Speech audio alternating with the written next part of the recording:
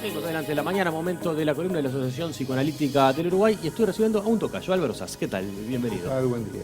Álvaro Sass es psicoanalista y en este caso venís a hablarnos de algo que, bueno, atraviesa a todo ser humano, que es la sexualidad y el género. ¿Desde qué lugar el psicoanálisis encara los temas de sexualidad? Fue un descubrimiento del psicoanálisis reconocer la importancia que tiene la sexualidad en la estructuración del psiquismo. Y ampliar el concepto de sexualidad que se tenía tradicionalmente. Había una imagen como de que la sexualidad se reducía al acto sexual destinado a la procreación. Y bueno, lo que descubrió el psicoanálisis es que la sexualidad está presente desde el inicio de la vida humana, está presente desde el inicio de la vida del recién nacido, aparece desde allí y construye el psiquismo de una manera fundamental.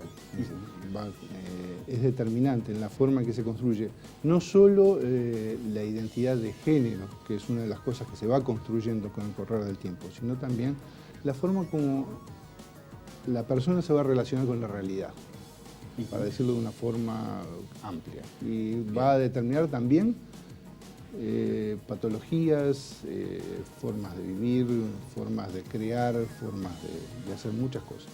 Por lo que decís, cómo la persona va construyendo, entonces no hay una cuestión predeterminada, uno no nace predeterminado para tener tal o cual identidad de género. Exacto, ese fue uno de los grandes aportes del psicoanálisis. Desconstruir esa imagen biologicista de la sexualidad o como que la sexualidad tenía un premoldeo determinado por la naturaleza y que el género estaba premoldeado por la naturaleza y determinado por el sexo anatómico.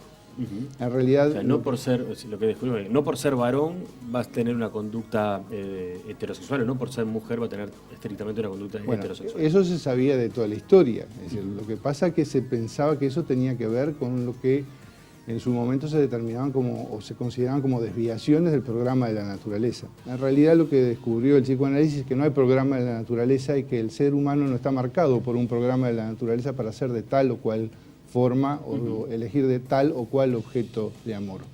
Claro, si no el método del hombre no sería cierto y sería correcto, ¿no? Aquel que si una persona tiene las orejas más puntiagudas, por ejemplo, estaba predeterminada a tener conductas delictivas o ese tipo de cosas.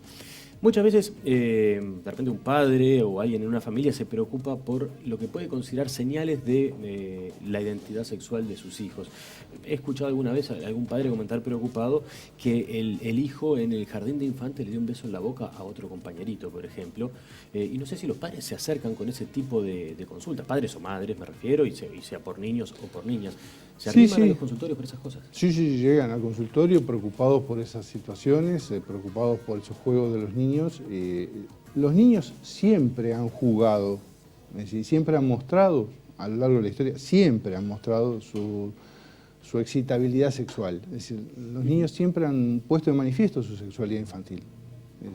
En realidad eso desde el descubrimiento, desde los descubrimientos freudianos y ya antes había pediatras que lo marcaban, que esas cosas se daban, que los niños mostraban juegos sexuales. Y más bien hubo como un freno cultural a no ver eso.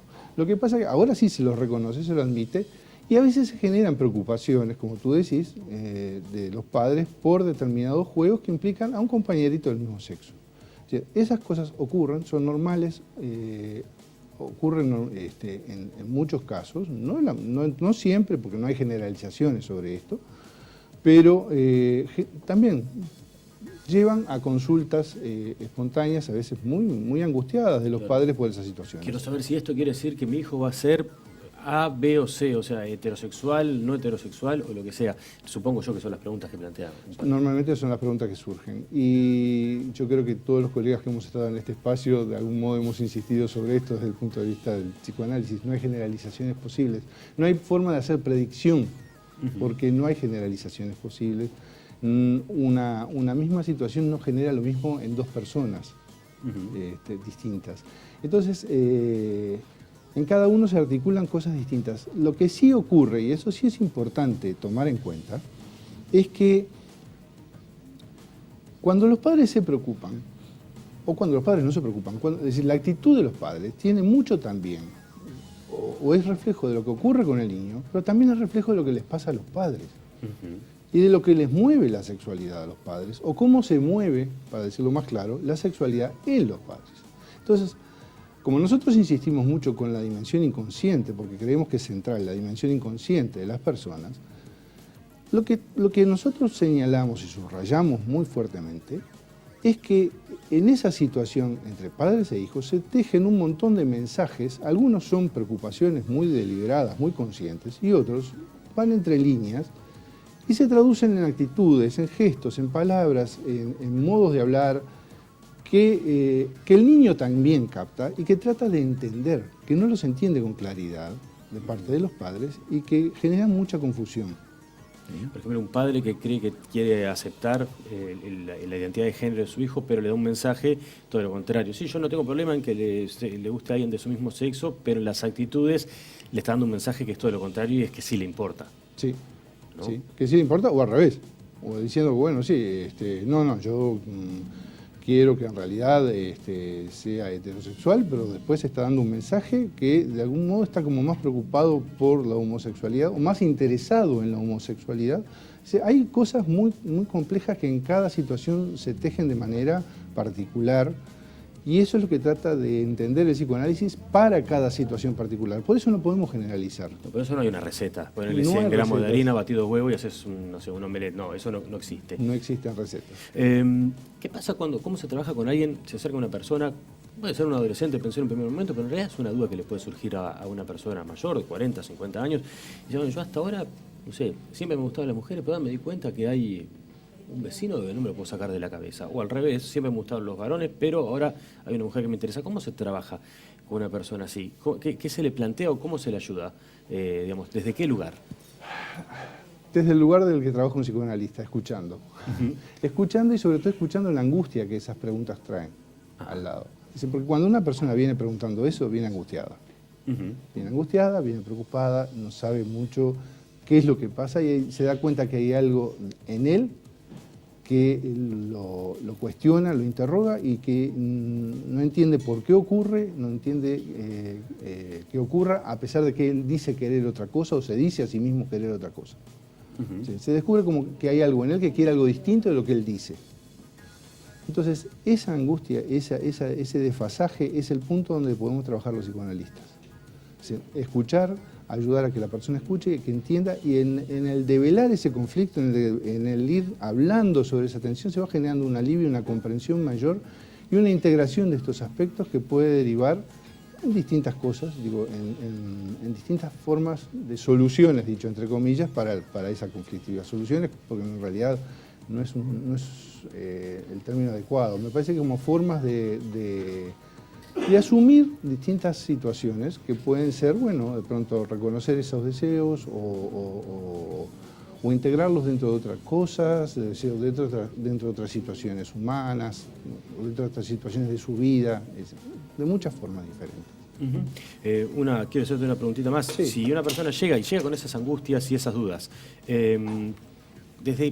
una persona puede incluso agarrar y decir, bueno, yo tengo estas dudas, pero creo que el deber ser me empuja a que tenga que respetar lo que biológicamente es mi cuerpo y mi cuerpo está diseñado para tener sexo con personas del otro género. ¿Se lo ayuda a que cumpla con el deber ser o en realidad a que pueda tomarse lo que está sintiendo con una mayor naturalidad?